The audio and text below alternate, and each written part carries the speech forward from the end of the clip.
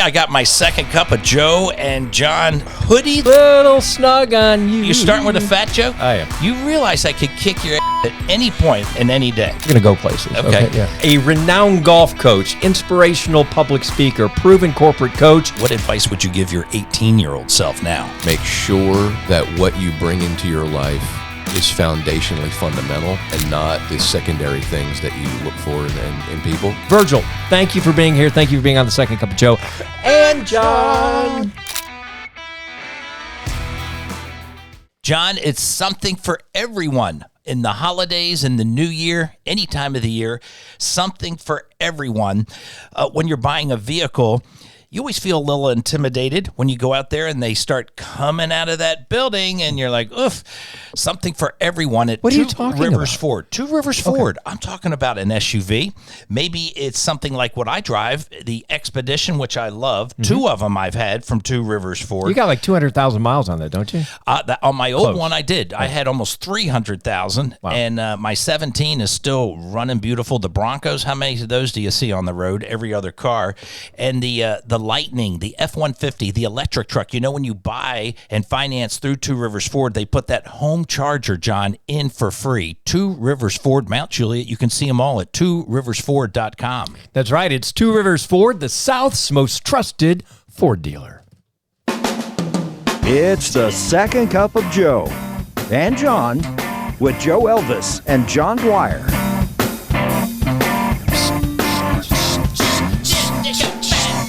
Hello, John. Wow. Hello. Hey, you started that thing. We are on a roll. Great guest. My voice cracked. Beautiful day. I got my second cup of Joe and John hoodie that you made me. It's a little for snug. Our YouTube videos. It's a little snug on you. You starting with a fat joke? I am. You realize I could kick your ass at any point and any day. You don't say that. We try to keep a good, clean podcast. That was just you look good, though. True statement. You look I good. love the black. We had the yellow shirts, the line. We should maybe develop a little swag. You make great things. John makes great swag. For your JAG as CEO for Jobs for America's Graduates, all his employees, everything looks fantastic. And where'd you get good at that? I will say this. If I could do anything in my life, if I could start over, I would be a pro or college uniform designer. You'd be the best. I'm telling you, it's a thing. I've always obsessed with that. When I was a kid, I'd draw on my instead of paying attention in class, I would doodle and make. That's why you are. That's you would my say, thing. hey, let's have a gold helmet, a solid gold helmet For everything. Go Irish. Do you our guest today, I'm so excited. We're going to get right to it. But this kind of dovetails into, I rarely give you any show prep, but I did want to ask you, in your lifetime, name one of the greatest sports upsets. Do you have something that you pondered on the way over to East Nashville? So I grew up in Delaware, about 15 minutes from Philadelphia. Vet Stadium. This is in the 1970s. Love the Philadelphia Phillies. And I think it was 93-ish. You'll probably know. It was Mitch Williams? It was the Phillies in Toronto in the World Series. Mitch Williams, who had a great season, insanely crazy. I'm pretty good. A loud guy, irritating for the other team. Game 6, and, he was going to save the day. Well, he sure didn't. I think it was Joe Carter. Carter. A 3-run home run.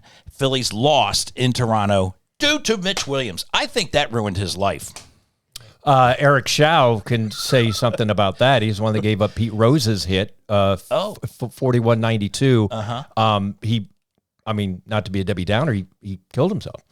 He never, so we're not. But that's not what I would celebrate that. Hey, Pete hit it off me, Well, that's true. But Mitch Williams, that was such a great, you were so great, had such a great year. Everything we'll ask our guest about something like this, all the pinnacle that you work for, boom, just tanked. I'm going to go with Miracle on Ice, the 1980. Olympics. I'm going to go with Buster Douglas, 1990, beating Mike Tyson in Tokyo, I think. And then the one that I think of that dovetails into our guest is 1991, the 9th alternate to get into the PGA tournament, John Daly winning it. Nice. Did any of that? I never knew that. I never knew the 9th alternate. He was the 9th alternate? Yeah, stay with me. You're going to go places. Okay. Yeah.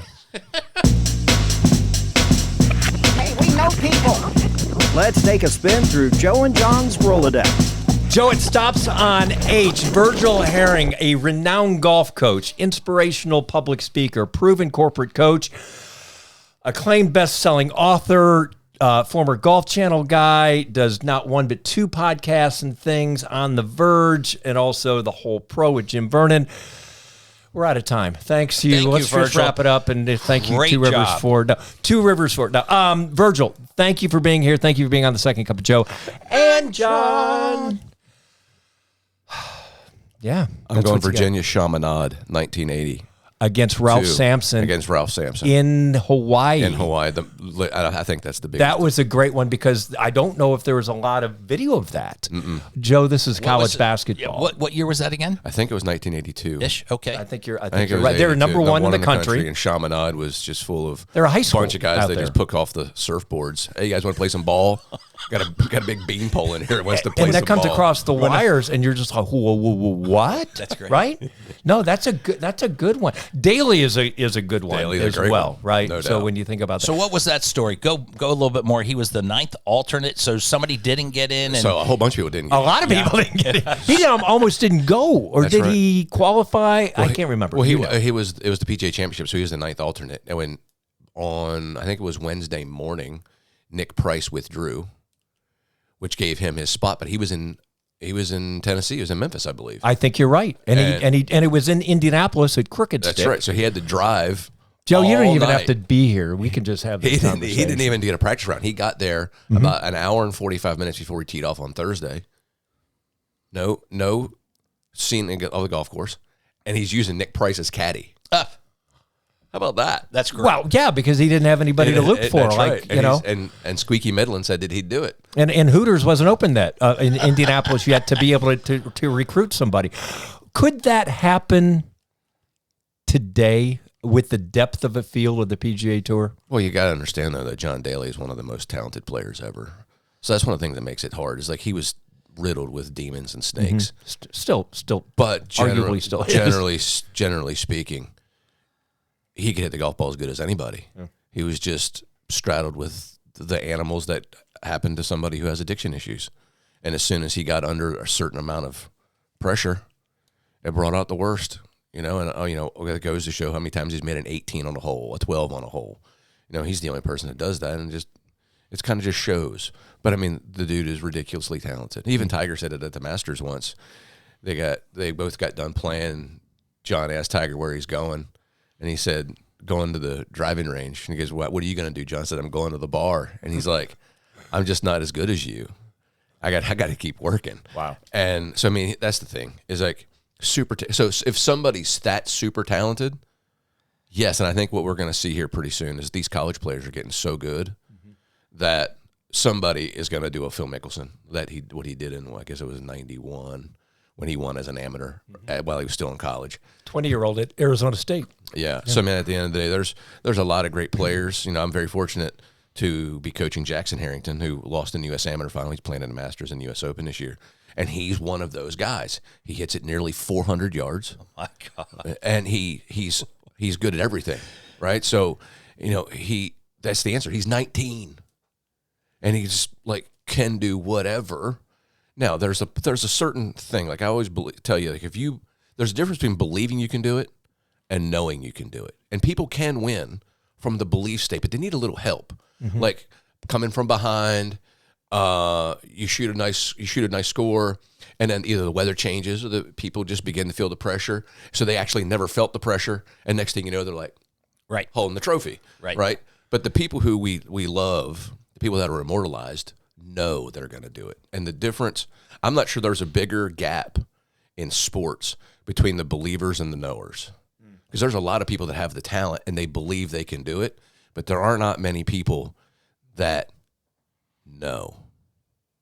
And that's what we celebrate, the Peyton Mannings and the Tom Bradys and the Michael Jordans and the Kobes, the Tiger Woods. They just we grew up in that era and we got a chance to watch the GOATs in nearly every sport. Gretzky, Lemieux, we can argue probably Gretzky, but Lemieux's certainly right in that category. Manning and Brady, Jordan, Kobe, Shaq. I mean, we just got a chance to witness because TV picked up, almost every game was on, and we got a chance to watch and study greatness. And the more people had a chance to study greatness on top of the fuel of trying to be better than Dr. J or better than Wilt Chamberlain or Kareem, buddy, we got a chance to witness a level of greatness in that era.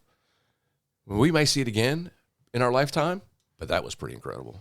In my Philadelphia days, I got to see Dr. J growing up, watching him at the Spectrum. George McGinnis, Lloyd B. Where'd he go to Lloyd college? Free. Dr. J, UMass. Massachusetts.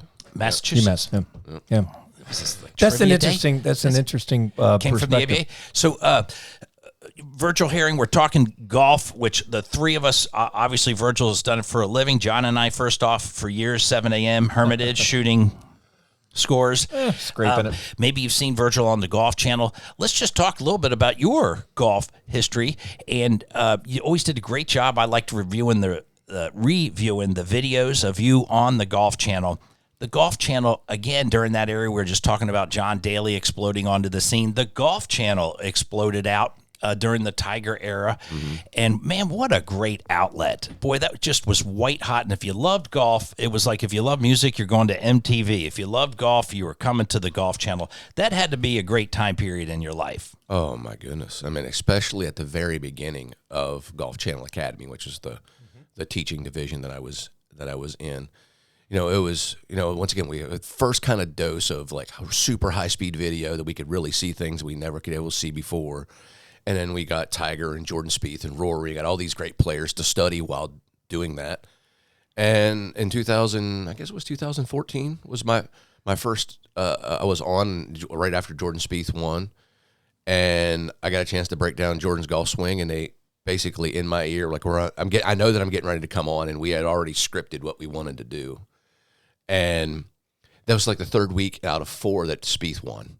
So in my earbud, there's like, you know what, Virgil? We've already heard, what Jordan's doing. Why don't you just tell us what you would do with Jordan's swing? And I got free reign. I mean, I had to wing it because that was like 45. I got to get the 45 second you're on. Yeah. And so I went with it, and I was with a guy who was like really shaken by that. And we kind of winged it for about a minute just to kind of like give him some time to recalibrate like how he's, because we were set up to do one thing, and then bang, Matt Janella flew by the seat of his pants, and he kind of steered it because that kind of took us both off guard. But I mean, the opportunities that being on the Golf Channel brought me to go to really cool places for a week and be a guest instructor. Obviously, you can't get at a higher media level if you're a golf instructor than the Golf Channel. Nope. And the Golf Academy. It was great. Yeah. So, I mean, at the end of the day, I got many things to be grateful for. The COVID ended the Golf Channel as we know it, because it's no longer at Arnold Palmer Way in Orlando. It's in Stamford, Connecticut at NBC Studios. So Golf Channel went upside down because, during the beginning of COVID, they lost all of their sponsors, all the golf club companies and all like the Travelers Insurance and all the insurance companies and all the banks that were the big money behind the Golf Channel all like tightened up the sutures because at that particular point we had no idea what was going to happen. So I actually lost my radio show and Golf Channel in the same week. Isn't it a great life? We don't know what it feels like to be booted to the curb. We do. Here we go. Yeah, well, here we go to this. I think is a nice Common sense segue. would tell you not to look to Joe and John for this, but time for life lessons from Joe and John. Can we just take the ball from there? So you lost the Golf Channel, you lost radio, and you would probably transition. You were teaching, but you're also becoming a broadcaster. You're a public speaker now, and a big part of yours is a career dedicated to achieving extraordinary results. You've been on the TED Talks. You like to be a motivator and a mentor to folks. So life lessons, what happened to you after the Golf Channel and radio took a different turn? Well, life's got a pretty unique way of delivering haymakers from time to time. So I had a variety pack of terrible things occur that over a 3-year time span. And when you have a bad run, and every single decision that you made was a well thought out thing to do, like you try to do your best, and every single time it just completely blows up in your face. You get to about year 3 and you start to second guess everything that you're doing because, like, golly, I am on such a run. And I just took like the Michael Jordan mentality, which was the only choice I had, which was, you know, the last 3 years I was like 2 for 19 from the floor. Yeah. And like, I would say this is how I answer the GOAT question in basketball. Going into the fourth quarter of the NBA Finals, if Michael Jordan's 2 for 19, Michael Jordan is saying, boys, keep bringing me the ball because I'm Michael Jordan. That means I'm about ready to go 15 for 15 in the fourth quarter. Where LeBron says, tonight's not my night. I'm going to be a facilitator. I'm going to drive. They have to stop me. I know I can dunk it. But if they stop me, I'm going to kick it out to the wide open guy. In my opinion, it doesn't make LeBron worse than Michael. It just means that if you had to put the ball in somebody's hands, you're giving it to Michael Jordan. I don't think there's any doubt about that. So I took the mindset like, I'm going to keep attacking with positive intent because there's no way that positive intention can keep on bringing this results. Where did you get this mentality? Is this a parental thing? Is this mentor people above you? Because were you born with it? What were your influences to go down this road? Desperation. I'm radically competitive. Okay, and I think that's innate.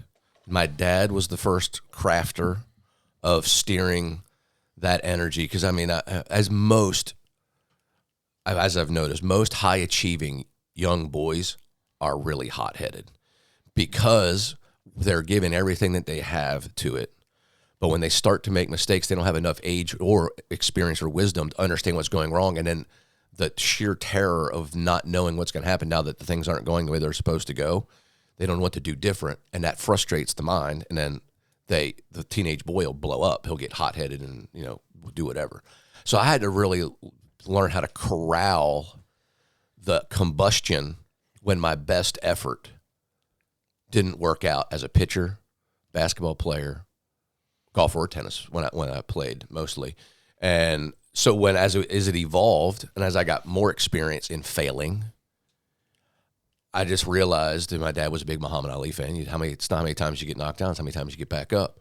So I just even though I could not be going through more crazy stuff. The only person that was on my team was me. I have to believe in me. So that's all that I did. And I just kept fighting until one day the tide turned, and I believe my life took the turn because I decided after one public speaking event in which, while I was being introduced, the people that were sitting in the front were like, why in the bleep did we bring a stinking golf professional here to come talk to us? And that really fried me. Mm-hmm. And then I crushed them on stage. But I swore that day would be the last day that I'm going to be prejudged. So I got lucky. I got an opportunity to do a TED Talk 2.5 years ago. Mm-hmm. And I said I wasn't going to use the word golf. Golf was not going to be part of my deal. You know, I watched it, and you're right. I don't think you did. Mm-mm. It's wonderful, by the way. Look it up on YouTube. You can find it. So I just decided that I'm going to change my life by leading by example, because if I'm asking people to change, if I'm asking people to do things differently than they've ever done, well, I would like to lead by example. So I took my process of how I go through helping kids become great players, and I took the golf words out. And all of a sudden, I just found out that my process is not that dissimilar to any other great coach's process. It's just a different sport or a different topic. Mm-hmm. And I wrote it down. I created a double entendre, kind of a provocative statement out of my TED Talk, and it really blew up for me. And then literally about 7 months ago, I spoke at the same place. And I was introduced not as Golf Channel teacher and 2-time Tennessee PGA Teacher of the Year. I got introduced as TEDx speaker, and the people in the front were like going, how amazing that we got a TEDx speaker. Wow, he's famous. Just the optics. John? It's just, so that to me was the transition for my life, because then that led me to my agent and partner, Dave Meltzer, and Dave Meltzer is basically Jerry Maguire. So Jerry Maguire tracked me down because of my TED Talk, and we've partnered up and we're doing all kinds of cool stuff. And it's literally because I had the courage to stand up on the biggest stage and not talk about anything that I do for a living. Wow. There you go. Rapid fire. Pew, pew, pew, pew, pew, rapid fire. Why do people in broadcasting think anyone gives a damn what we think? Why are we so special? We're not. You got a question? Favorite photograph can be a family photograph, can be something that you comes to mind, a famous iconic image. My favorite photograph I have is from Jackson Harrington at the U.S. Amateur on Saturday on his tee shot on the 18th hole. It is literally the most perfect picture that I've ever seen, and I believe that I'm gonna get it blown up to like 4x3. What's so special about it? Man, it's just the way. Like, first of all, it has it just barely after impact, so you see the ball in the picture, the divot in the picture. Thousands of fans up on the hill at the 18th hole at Olympic Club. It's phenomenal. It's phenomenal, and it's such an important moment. I've been teaching Jackson since he was 6 years old, right? So that's 13 years, and to watch this kid evolve to great junior player, to the #1 recruit in 2024, to now runner up at the U.S. Amateur and playing in the Masters and the U.S. Open. That was pretty iconic. And lift up his name again. Jackson Harrington. And where did he play college golf? Or he's at UT right now. He's at Tennessee. UT. Yeah. Okay, great. And the amateur event that he was in qualified him for the Masters. Will he be? So we're in rapid fire. Are we? With all this nil stuff, for years these amateurs were never could get paid in playing golf. Yeah. So don't you think that he should be entitled to do that now? And he's going to play the Masters. He finishes whatever, and he gets that money in his spot. He should. He should. I don't know anything about. Is that the rule now in golf too, or is that's not applying? He could get sponsorship from anything. They're open now. Oh yeah. For sure. How about that? Oh yeah. There was actually a really famous young player that turned professional and turned down a significant amount of money. Okay. So at the end of the day, it's big. It's got 2 commas. Oh yeah. There you go. You've probably traveled the world a lot playing golf. Where's your favorite place to play and visit? Man, I tell people all the time, if you give me one day, I get one round of golf, I'm playing Cypress Point. Cypress Point, where's that? It's in Monterey Peninsula, right beside Pebble Beach. But it's the super private one. I've flown over that. I've seen that. It's very nice. Yeah, it's spectacular. But if you're giving me a whole weekend, it's Bandon Dunes. Bandon Dunes is the greatest collection of golf in the world. And where's that? It's in it's in Bend, Oregon. Oh, so all here in the United States. Great. But I've been very fortunate. I've been to Ireland, England, Morocco, Brazil. I've been Bahamas, Mexico. I've been all over the place. John's favorite story is walking Pebble Beach. He tore it up. Played it in 2009. Had the opportunity, and it was everything that you could ever imagine. It's one of the 4 iconic, like massively iconic golf courses in the world. And now that when you watch it, it's like Augusta. Yeah. I was there. I was there in 2 or 3. Yeah. The rapid fire favorite sandwich. Favorite sandwich, man. Now I would say from Broad Street. Philly cheesesteak. We're talking in Philadelphia. South Street, maybe. I've been to South Street. South and Broad. Street. Yeah, South and Broad. That's good stuff. So now all these great stories with your career. What advice would you give your 18-year-old self now? Well, be careful who you bring into your life. Make sure that what you bring into your life is foundationally fundamental and not the secondary things that you look for in people. I think young people make the mistake of chasing the wrong things, and I think that in many ways, a lot of people are guilty of that. But I think that number one, do a better job of vetting the people that you're going to bring closest to you. See here, what else? I would say being able to be vulnerable enough to chase dreams, but humble enough while chasing them to enjoy the ride. That's not easy because a lot of the times when you're young, you want to be recognized for all the things that you're doing. And then at the end of the day, when you're maybe not even as good as you were when you were 30, but you're receiving all the accolades when you're 50, to stay humble in those moments. And I think those are the two big ones for me. You brought Chase Akers into your life, our producer. That's the reason he's with us. That was a mistake. I mean, that was something that. And now he's here. And yeah, now you're here. Thanks so for all this. We haven't wised up. My final rapid fire question is: dead or alive, favorite one or two dinner guests through history that you could have. I would want to have Maynard Keenan, the lead singer from Tool and A Perfect Circle, and there you go. and Pussifer. For everybody says that. Every guest says that. It's a great band. No, that's obscure. I like that. Maynard would be number one, and I would probably say, man, what a great one, because I would want it to be impactful. I would probably say Arnold Palmer, because that guy. I mean, for everything that Tiger is, and to make no mistake, the Tiger is better than Arnold Palmer. Arnold Palmer built professional golf as we know it, and it was behind the Golf Channel. So, like, he was not only the first wave, but the second wave. Yeah. He's the king. And a pilot, John. And a pilot. What advice? Do you have children? I do. I have a 20-year-old who plays golf at University of Tennessee Martin, and my youngest son's a senior at Brentwood Academy, and he's going to play golf at Florida Southern. Fantastic. What advice? What's the best advice you'd give for being a dad? Knowing how to love through difficult moments instead of, like, how to think before you talk is so important. And know that you're a leader, right? So my leadership style, I have 3 levels, right? I want to be Oprah Winfrey. I want to put my arm around you and tell you how awesome you are and celebrate you.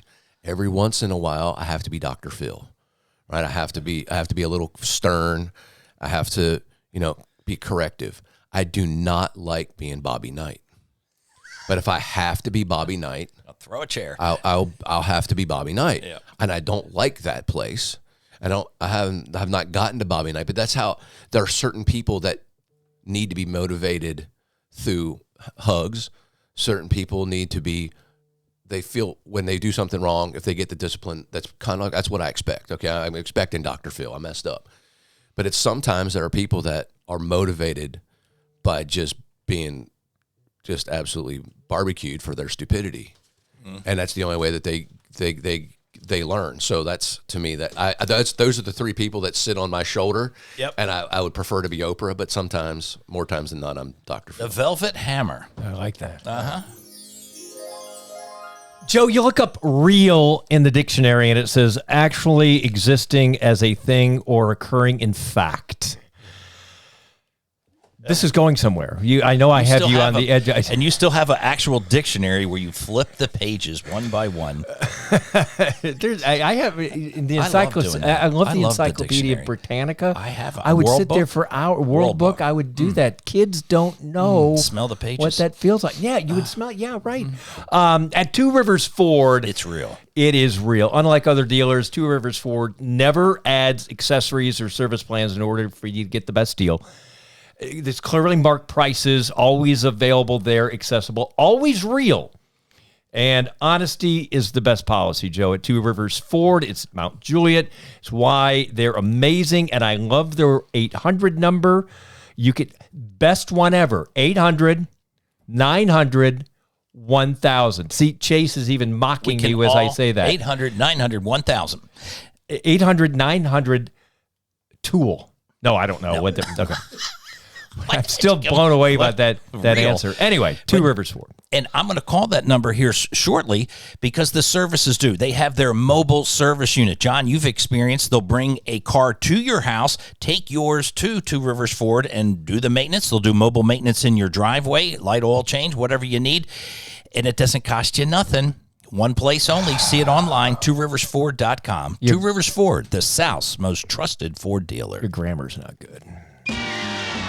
Joe and John have come to the fork in the road. Don't cost nothing. What'd you say? It don't cost. I think we're going to have your ass kicking right live on that camera right there, John. With that shoulder, I'm going right for the shoulder. How are you and doing? I both. I'm out of the sling, rotator cuff surgery about a month out, and it hurts like a mother. I'm not going to lie. And so you had a rotator cuff surgery. If folks are just joining in, you can see it on the YouTube here if you'd like to look at it, because the sling is gone, but you can't push it too quick. You're going to want to have the sling off. You're going to try to throw a football next week, and you're going to re-hurt yourself. This is months, not weeks.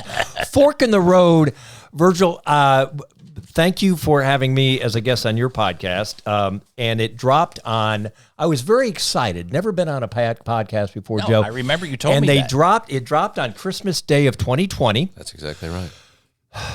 If you know Nashville history, that was the bombing. What happened? So we immediately dated, and we talked for 2 hours. They said, "Well, you've got enough here. You're going to edit it." He says, "We don't edit." So it was 2 hours of just, run on after run on. So I apologize 6 years later or 5 years later on that. Fork in the road. I remember. Did you not go to Mississippi State to do? You have a wine. You that was your fork. You could have done that for a career. Tell people about that. Am I right? So, or is it somebody else I'm thinking about? No, that was it. So Mississippi State had wine appreciation as a class. Oh. You had to be 21, obviously, to take the class. A senior. And I will not lie to you and tell you that I did not believe that when I took the class that I would come out of it, like I studied for that class harder than any class that I studied for. Wouldn't have never guessed that, right? Because I thought it was just there for the free buzz, right? But really... really sounds like college in general. The greatest class I ever took. So the professor was a top 100 wine taster and a top 100 chef in the world. And I'm like, what the hell are you doing in Starkville? Right. Right. You always wonder that. What are you? This top is this teacher? Is this witness protection program? It's like in Bowling Green, Kentucky. You're like, what? How did you get here? But it was amazing. So we go in. So it was a night class. So it was like a 4 to 7 class, and we sat there. And he's like, okay, here's what we're gonna do. We're going to study a region of the world every week. I'm going to pour the wine at the beginning of class. I'm going to cook the food that goes with the wine. And then after we eat and drink and we talk about it, we'll take the last hour and 45 minutes to sober up and learn about the science of making wine. So I didn't even take chemistry ever, not in high school, not in college. So I really struggled, but I really wanted to understand it, because the very first class, that was actually a class, we studied Italy, and we had the reds of Italy. So it was like Barolo and Barbaresco and the Chiantis and the Sangiovese. I mean, it was just amazing. But he cooked Salivating. all of the foods that go with it, and then broke it down about why it goes with it, and showing us like the true art of food and wine. And I'm like, well, whatever the hell's going on here, this is the greatest class ever. And he was so compelling in his storytelling. So I mean, I was locked in, and then I fell in love with the connection of humans, friends, or not friends, food and wine, and what it does to the room. And as soon as I felt it at 22. It's been something that matters to me, and now I have a business now where I go around. It's called the Ryder Cup of Wine, in which I do corporate events in which everybody's there. We drink a wine, like we'll have a Chardonnay from France and a Chardonnay from America with brown bags, so it's blind tasted, and then I tell a story about each wine, talk about a characteristic of the wine, and then they drink it. We vote who wins.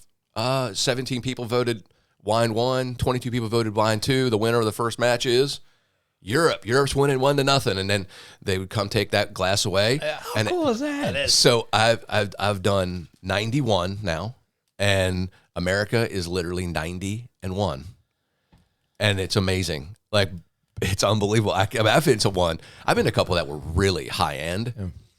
And these are my favorite. The reason why I love the blind tasting is there's so many people that think they know wine. Right. And then they're talking about how good they're going to do. Well, this is definitely going to be, France is going to win this one, or Europe's going to win this. And then they're like, oh man, this is the Bordeaux. And then they're like, no, that was Napa. Why can't the real Ryder Cup Americans be so Good. That's fun.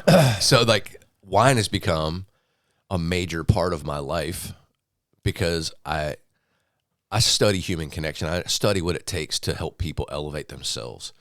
And because it takes away a little bit of inhibition, but also the chemistry of how it goes with food. It's a conduit to conversation. And coming off of COVID, I believe the human connection's never been worse. And the world, let alone our country, is literally in shambles communication-wise. Mm-hmm. And this allows me to do something really cool, fun, educational, but it brings people together of all thoughts. And for 2 hours, we can all get along. Joe, do you have any? Nice. Do you have a taste for wine? Do you know? Can you? I don't. No. My wife is really good at it. I like the Merlots. I don't drink the whites. That's my line right there. I thought Merlot was pronounced Merlot until about 10 years ago. That's how cultured. You get that and some Cabernet Sauvignon. That's it. Yeah. We came from Willamette Valley. We came from Boone's and Farm back in the 80s. Bartles and James. That's it. And James. That's where it started. And Boone's Farm, by the way. You want to keep Boone's going on this farm? Night Train. Yeah, there we go. Mad Dog. Okay, professional. You gotta wear shades. Let's name all the rot gut in our life. Andre's Pink Champagne. Virgil, you have many roads you've talked about, and you can actually see them all, whether you want Virgil as a golf instructor, a speaker, perhaps it's this wine tasting. VirgilHerring.com is your website. Looks very nice. Thank you. And I want to go back real quick to that golf channel. Why is it in Connecticut? You have to have a golf channel in Florida. That is the look in the home, because you just picture everyone can drive over. It's Florida. Yeah, I think that they were already struggling financially. It's like what they learned as we were going along in this golf channel thing is that people weren't watching instruction. And in actuality, the only time that the numbers were even remotely close to digestible for the investment that people were advertising is when they were showing live golf. And it didn't make a difference if it was like the Asian tour. Sure. That would get more views than Butch Harmon. Right.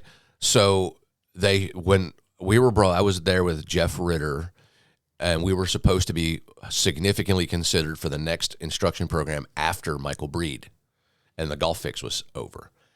And so I'm on, and I'm thinking, this is the one they're gonna tell me this is why we're doing it.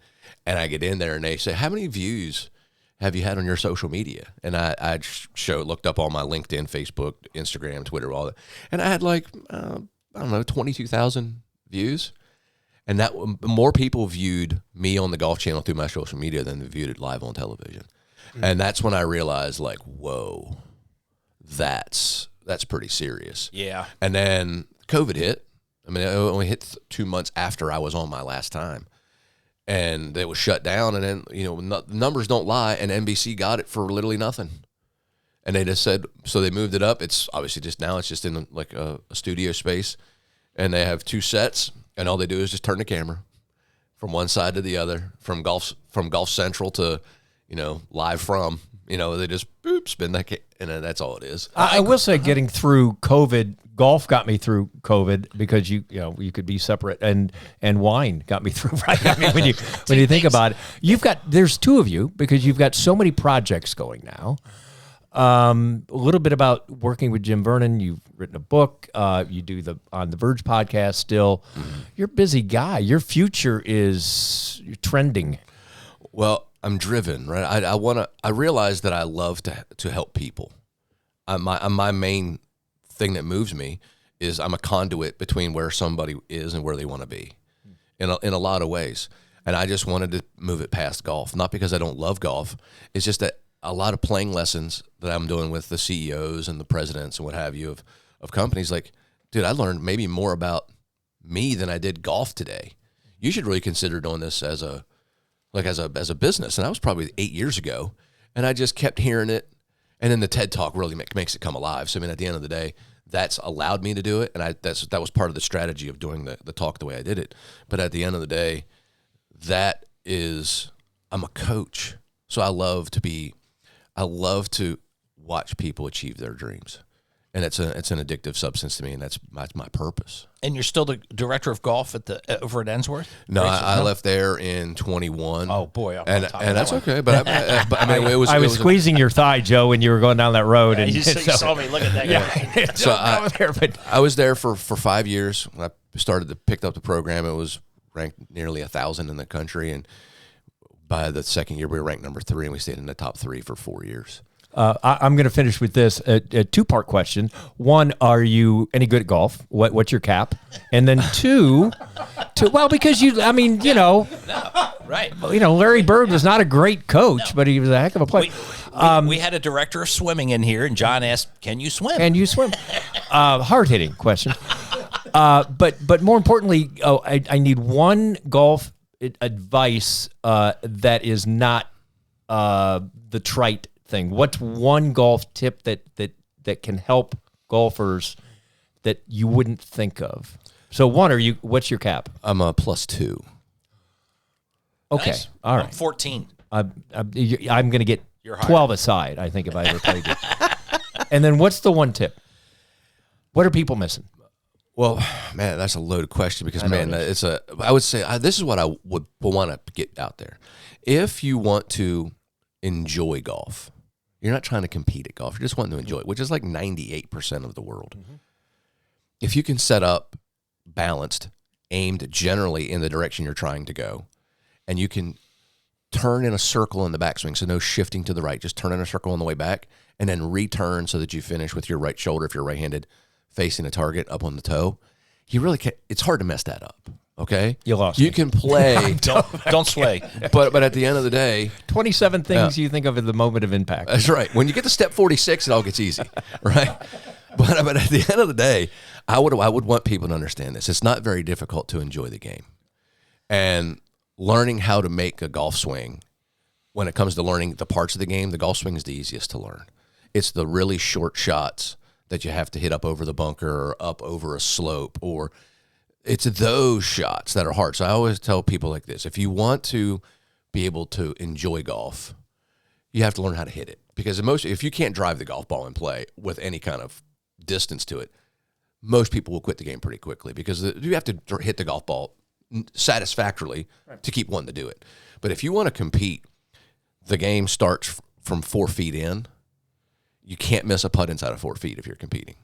All right, and then I give them to Joe. I just good. Can't 3-putt. Got to be able to get your easy up and down. So you have to work on your short game a lot. So what it takes to enjoy the game is from the tee to the hole, and if you want to win, it goes from the hole back to the tee.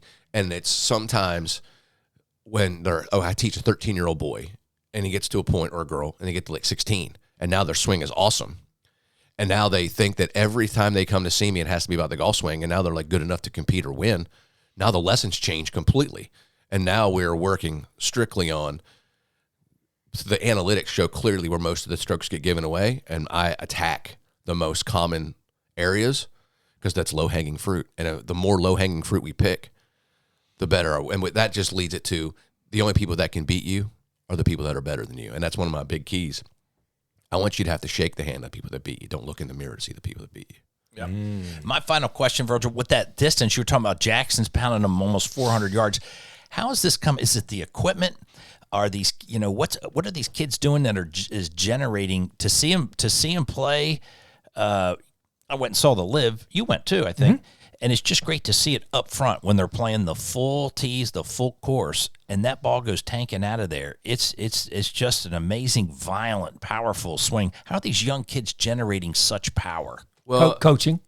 It's a combination of about 4 things.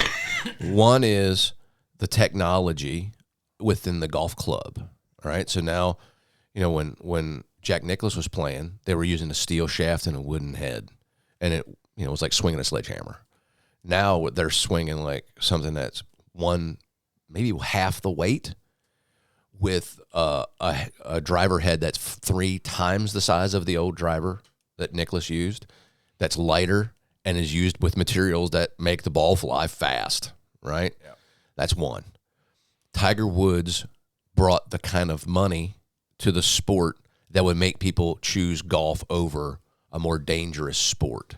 So then you start to see a Dustin Johnson, who is a freak athlete. Yep. Gary Woodland, a freak athlete. You start to see these Big guys. beasts coming up.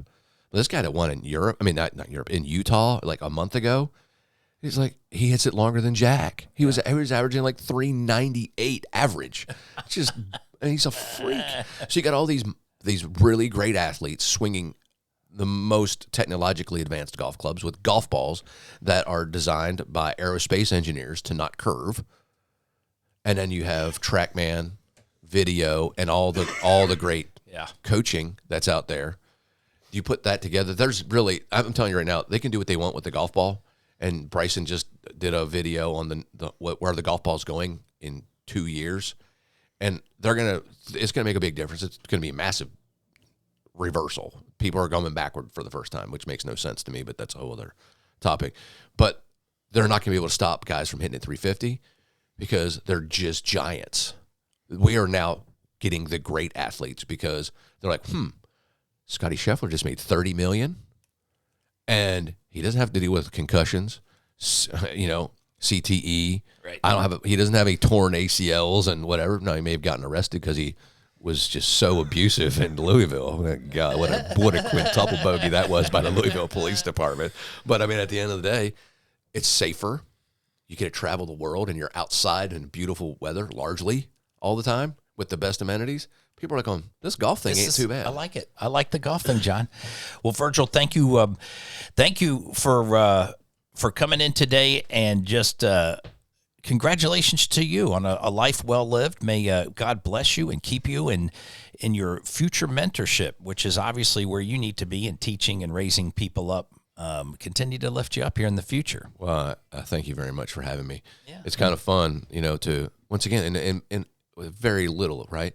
But because of my relationship with Jace and me doing a podcast with John, a conversation stirred up, and now just because of something, you guys are now doing something. A 101st episode. Yeah, and to me, I love the fact that, like, I go on Facebook and I see the episodes pop up, and I'm like, I love to have known that I was a little bit of a conduit between where you guys were and where you are now. There you go. And it feels great. So congratulations. I'm happy to be the Airborne Division episode. 101st. 101st. We don't have a shirt. We do have a shirt for you. Thanks for being on the Second Cup of Joe and John. It's the Second Cup of Joe and John as their guests expound on any and all topics within the realm of decency. Want to be a sponsor? Let a TV and radio guy help build your business. Email the show, secondcupofjoeandjohn@gmail.com. Now, hold on tight and grab another Second Cup of Joe and John.